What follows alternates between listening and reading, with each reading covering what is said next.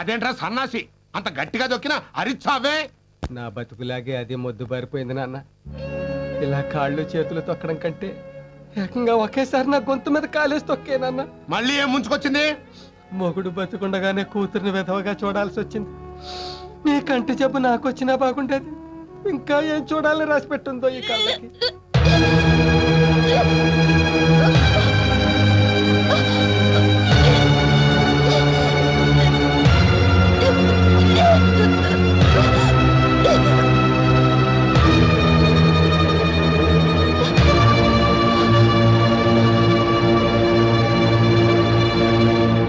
ఏమైంది?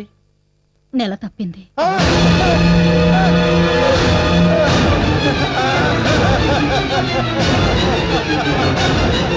మొగుడు చచ్చి 3 ఏళ్ళు అయితే ఇప్పుడు నెల తప్పడం ఏమిటి? ఎవడా వెధవా? మన ఇంటికి వస్తాడే గిరీశం. అనుకున్నా ఆ వెధవ మన కొంప చుట్టూ తిరుగుతున్నప్పుడే ఇలాంటి కొంప ఏదో ముంచుతాడు అని. ఎందుకేరా ఆ రోజు దాని మొగుడు పోగానే ఏ సెకండ్ హ్యాండ్ తీసుకొచ్చి దాని మెళ్ళలో మళ్ళీ 3 ముళ్ళు వేయించరా అని నెత్తి నోరు మొత్తుకున్నా. ఏం చచ్చావు కాదు. ఇప్పుడు చూడు దాని కడుపు బరువు ఎక్కింది, మన బరువు పదవారికి ఎక్కుతోంది. అదేంటి మావయ్య, పెద్దవాళ్ళ నుండి మీరు కూడా అలా మాట్లాడతారు? ఒక్క పెళ్లి చేయడానికి నాన్న కష్టాలుగా ఉంటే మళ్ళీ పెళ్ళంటే ఎవరు వస్తారు? ఎందుకు వస్తారు?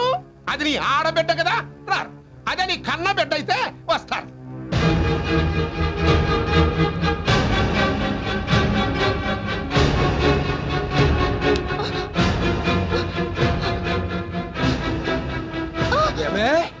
మూడేళ్లుగా ఇంట్లో ఉంటున్నావు, రోజు ఇక్కడ ముగ్గేస్తున్నావు, రోజుకి 50 సార్లు అటు ఇటు తిరుగుతావు. ఒక్క రోజు కూడా నీకు ఎదురుగా ఉన్న బోర్డు కనిపించలేదే?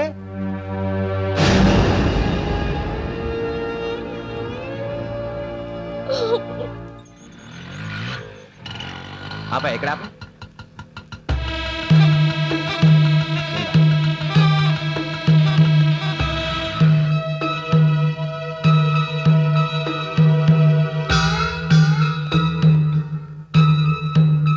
ఏంటంతా సీరియస్ గా ఉన్నారు?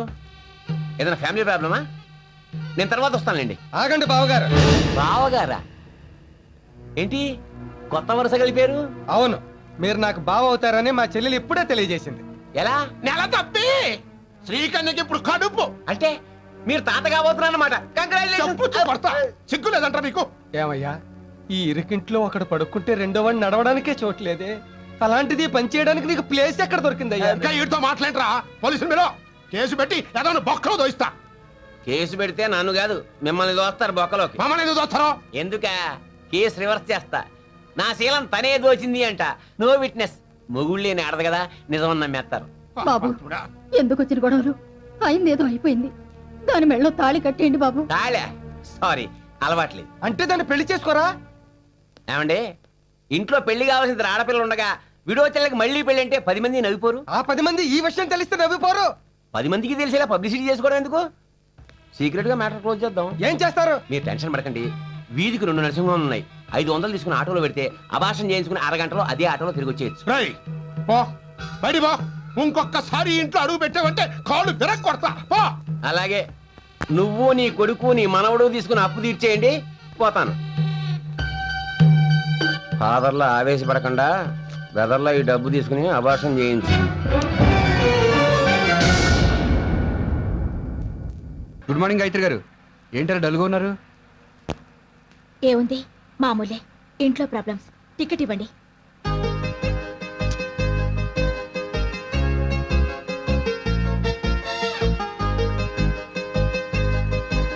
ఇదిగోండి టికెట్. ఆ స్క్వాడ్ ఇన్స్పెక్టర్ రాకుండా. Don't move. ఇదిగోండి టికెట్, చూసుకోండి. ఒకసారి నాకు ఇవ్వండి సార్, నేను చూస్తాను. బాస్ లవ్ లెటర్స్ అసిస్టెంట్ చూడకూడదు. ఇంటి సమస్యలు రోజు రోజుకి పెరిగిపోతున్నాయి కాబట్టి మనం పెళ్లి చేసుకుందాం. ఏంటండి పబ్లిక్ లో ఇది? ఏదైనా లాడ్జ్కి వెళ్దారండి. నేను ఆ టైప్ కాదు, ఏదో డ్రీమ్ లోకి వెళ్ళి పట్టాభి. ఆల్రెడీ కొత్త టికెట్ ఇచ్చేసాను సార్, కానీ ఆ టికెట్ వెనకాల వెనక ముందు నేను చూసుకుంటాను. గాయత్రి, మన ఇంటి అడ్రస్ కొంచెం. ఈ అమ్మాయి మన ఆర్టీసీ డ్రైవర్ గోవిందరావు గారు అమ్మాయి. వాట్? మన మన గోవిందరావు అంకుల్ కూతురా? చూసావా గణేష్, పూర్వం ప్రేమలేఖలు పావురాల ద్వారా పంపించేవారు, తర్వాత పోస్ట్ ద్వారా, తర్వాత ఫోన్లోను, ప్రస్తుతం ఇంటర్నెట్ ద్వారా కూడా పంపిస్తున్నారు. ఈ అందాల రాసి మన ఆర్టీసీ పెట్టే కదా, అందుకని టికెట్ లేఖలు పంపిస్తుంది. Thank you, bye. సార్ మీరు లవ్ లో పడిపోయారు, ఆర్టీసీ మళ్ళీ లాస్ట్ లో పడిపోతుంది. డోంట్ వరీ, పెళ్లి అయిపోగానే రికవరీ చేసేద్దాం. నువ్వు అర్జెంట్ గా బస్సు తీసుకుని మా ఇంటికి వచ్చి అలాగే సార్. తాంబూలాలు తీసుకోవడానికి వెళ్ళాలి. అలాగే సార్. ఏయ్!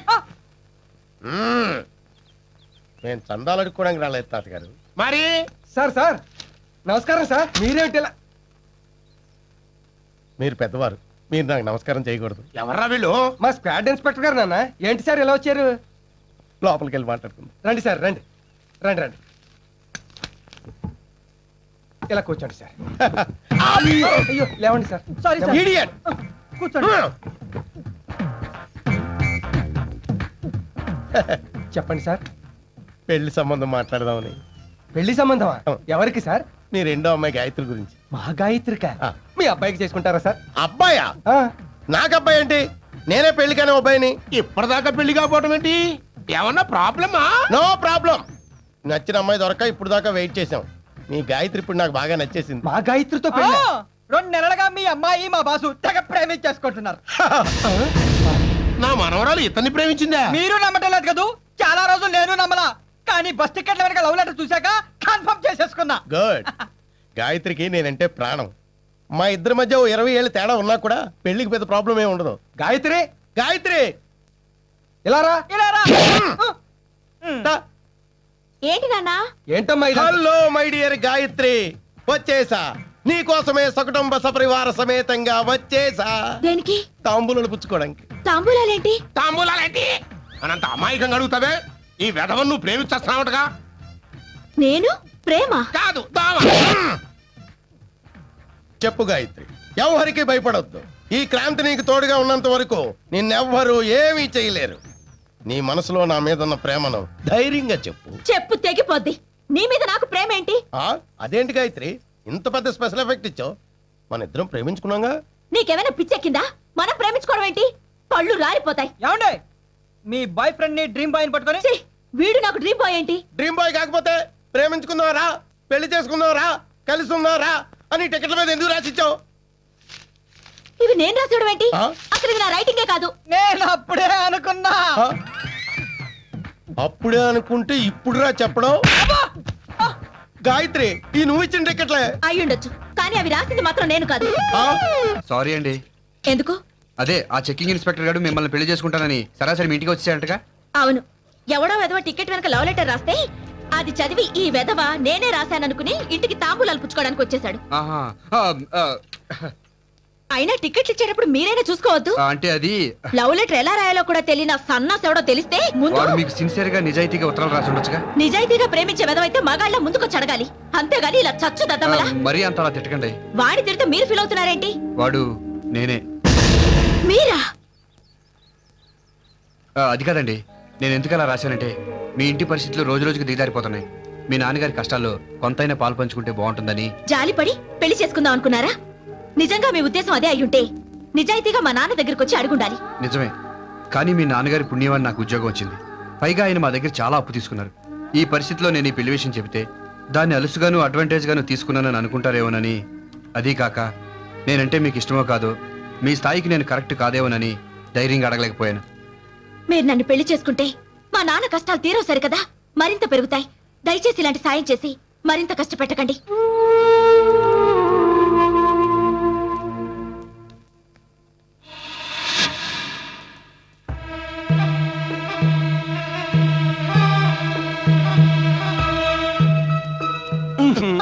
అబ్బా వదలండి. ఏంటిది?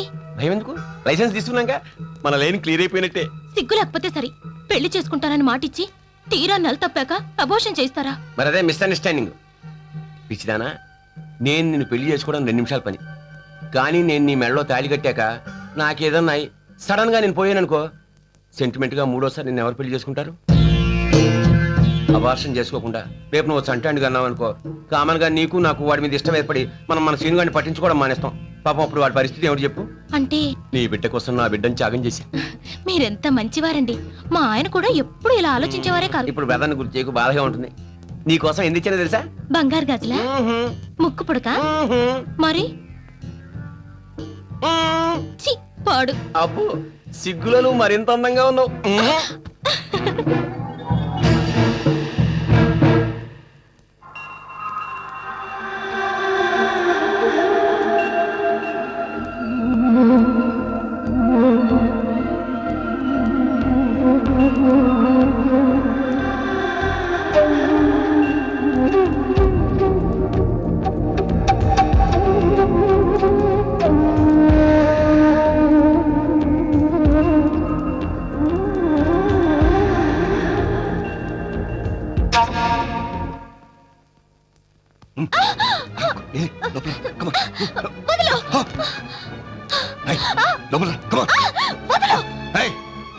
ఏంటే బెట్టు చేస్తున్నావు?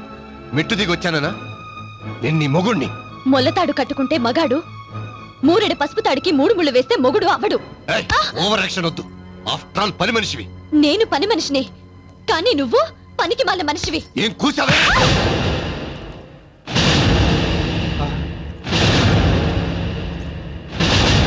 పాచి పనులు చేసి నా చేతులు చాలా గట్టిపడ్డాయి. తిరిగి కొట్టానంటే దవడ పగిలిపోతుంది. నన్ను కొడతావా? ఆగో! ఏ అధికారంతో నా మీద చేయి చేసుకుంటున్నావు? ఒక పూట అన్నం పెట్టావా? ఒక చీర తెచ్చావా? కనీసం ఒక మూల మల్లెపూలైనా తెచ్చేసావా? ఓహో, ఈ సృష్టికారం చూసిన మగాడివయ్యావా? ఈ మహానుభావుని ఆదర్శంగా తీసుకున్నా ఆవిడ కొడుక్కి ఆడుకోవడానికి 4 బొమ్మలైనా తెచ్చి పడేస్తున్నాడు. ఆ మాత్రం సంపాదించే మగతనం కూడా నీకు లేదే. చూడు, ఆడది కోరుకునేది తన మొగుడి కండలు తిరిగే మగతనాన్ని కాదు, కష్టపడి సంపాదించే పనితనాన్ని. అది తెలుసుకో. క్షమించండి మావయ్య. నువ్వన్న ఈ 4 మాటలు కూడా అనడం చేతగా నష్టమర్థుండి. నాకు క్షమాపణలు ఎందుకులేమ్మా.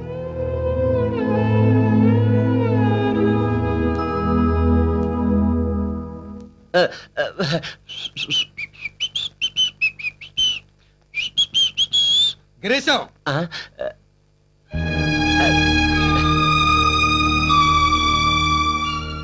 ఈ కొంపలో పెళ్లి కాని 2 ఆడపిల్లలు, పెళ్ళైన కాపురానికి నోచుకొని ఒక కోడలు ఉన్నారు. నీకు మూడొస్తే ఈ ఇంటికి రావాలనిపిస్తే నా చెల్లెల కంటే ముందు నాకు చెప్పు. ఆ ముగ్గురిని తీసుకుని ఏ గుడికో వెళ్ళిపోతాను. సరే, రామారాయ టూడియో కొంటానయ్యా, కానీ ఈ టూడియో నీదేనన్న గ్యారంటీ ఏంటి? ఇదేంటిది? సేవు పోగులు. ఇది నీదేనని గ్యారంటీ ఏంటి? సేవు నాదైనప్పుడు పోగులు నాయ కదా. రామానాయుడు నా పేరైనప్పుడు స్టూడియో నాది కాదా? పదా స్టూడియో చూసుకుందాం పదా. ఏ పైసలు లేక చూడదేనా బాయ్? ఇదేంటి నీ టూడియో లేకెళ్తా నువ్వు లంచుతున్నావు? అంతం కదా బాబు, జీతం నిన్న 1 తక్కువ ఇచ్చాను. చూసే అంత ఓపెన్ ప్లేస్, ఇది కూడా డబ్బింగ్ థియేటర్, అదేమో ల్యాబ్, అవతల ఫ్లోర్ అన్నమాట. ఈ ఖాళీ ప్లేస్ లో ఎంతగా కొబ్బరి తోటలు వేసుకోవచ్చు. ఆ గంగ బండలతో వేసుకోవచ్చు, లేకపోతే షాపింగ్ కాంప్లెక్స్ కట్టేసుకోవచ్చు. బాగానే ఉంది కానీ నచ్చకపోతే వదిలే. అది వాడు చూడు, ఎవరాళ్ళు? ఈ స్టూడియో వాళ్ళకి అమ్మని వారం నుంచి తెగ ప్రాణాలు తీసేస్తున్నారయ్యా. అమ్మో, ఏమైనా సరే ఈ టూడియో నేనే కొంటాను. కొనేసుకో మరి. ఇదిగో డబ్బులు 10,000 తీసుకో. ఇదిగో స్టూడియో నువ్వే కొన్నాను వాళ్ళతో చెప్పు, నేను చెప్తే ఫీల్ అవుతాను. అలాగే. చూసావా, ఈ హడావులో పడి జాగింగ్ చేయడం మర్చిపోయాను. అది చేసుకోండి. ఇదిగో పరిగెట్టుకొచ్చినా ఏ లాభం లేదు. ఏంటి ఈ టూడియో నేను కొనేసాను. ఈ స్టూడియో నువ్వు కొనేసావా? ఏ ఊర్రా నీది? దోవండా దూతాను గాని మీ ఊరు పేరు చెప్పరా. మీ ఊరేంటి? దోవండా దూతాను గాని ఊరు పేరేట? దోవండా అని ఉండరా, నేను అడుగుతాను. ఇప్పుడు చెప్పండి, మీది ఏ ఊరు? దోవండా. దువ్వేవు కదా? అది కాదురా, నీది ఏ ఊరు? అది దొవ్వండి. ఏ ఊరు? దోవండా. ఊరు పేరు చెప్పండి, నీ పేరు నీకు చంపేస్తాను నిన్ను. నువ్వు ఎవరనిది? ఏ ఊరు? యాం కొడతావా? ఎవరిది? కొడతావేంటి? ఎవరిది? దోవండా. నీ ఊరు పేరు ఏదో చెప్పరా. తణుకు పక్కన ఉంటది దోవండా. అదువ్వా. నువ్వు దువ్వ నుంచి వచ్చావేంటా రామానాయుడు స్టూడియో కొనడానికి? కొనేసావా? మొత్తం సింగిల్ పేమెంట్ లో కొనేసానండి. టోటల్ గా అంతా కొనేసావరా? నీకు రన్నింగ్ రేస్ వచ్చా? చిన్నప్పుడు పరుగు పందుల్లో సభ్యులు పెట్టుకుంటూ వచ్చింది కదన్నా. అయితే ఇంకేంటి పరిగెట్టు. ఆడో పెద్ద ఫ్రాడ్ ఆడు. ఇడికి చార్మినారు, నాకు రవీంద్ర భారతి, నీకు రామానాయ స్టూడియో అమ్మేశాడు. వచ్చిందా నీకు?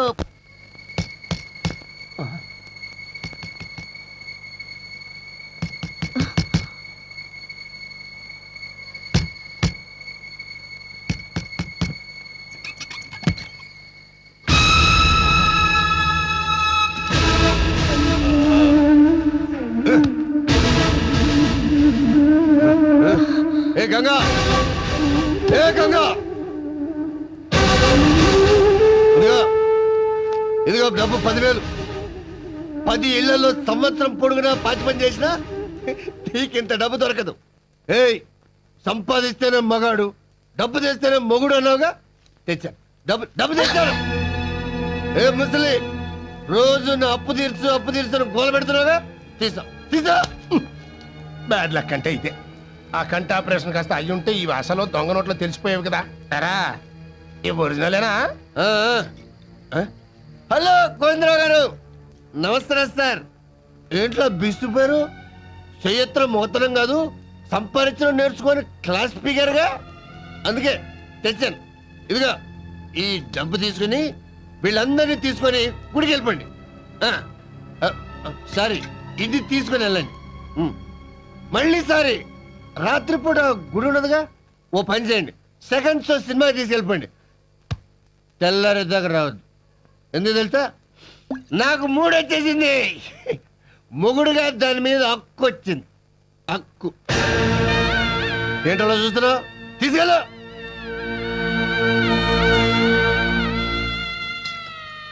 మావయ్య, మీరెక్కడికి వెళ్ళక్కర్లేదు. ఇంత డబ్బు నీకెక్కడి నుంచి వచ్చింది? మొగాళ్ళ సంపాదించుకొచ్చాను. ఏ దరిద్ర పనిచేసి సంపాదించుకొచ్చావు? దరిద్రంగా కాదు, దర్జాగా నువ్వు అడిగిన డబ్బు పట్టుకొచ్చాను. పట్టుకొచ్చావా కొట్టుకొచ్చావా? ఏంటే అనుమానిస్తున్నా? అవును, నువ్వు 100 రూపాయలు తెచ్చుంటే అనుమానించేదాన్ని కాదు. బస్టాండ్ లో మూటలు మోసి తెచ్చుంటావని ఆనందించేదాన్ని. నువ్వు 50 రూపాయలు తెచ్చుంటే కష్టపడి ఏ రిక్షాయో తొక్కి తెచ్చుంటావనుకునేదాన్ని. కనీసం 5 రూపాయలు తెచ్చుంటే అడుక్కు తెచ్చుంటావనుకునేదాన్ని. ఏయ్! అడ్డదారిలో సంపాదించడం కాదురా, కష్టపడి 5 రూపాయలు సంపాదించు. అప్పుడు నేనే మావయ్య గారిని, అత్తయ్య గారిని, తాతయ్య గారిని అందరినీ గుడికి పంపించేసి నీ పక్కలోకి వస్తాను.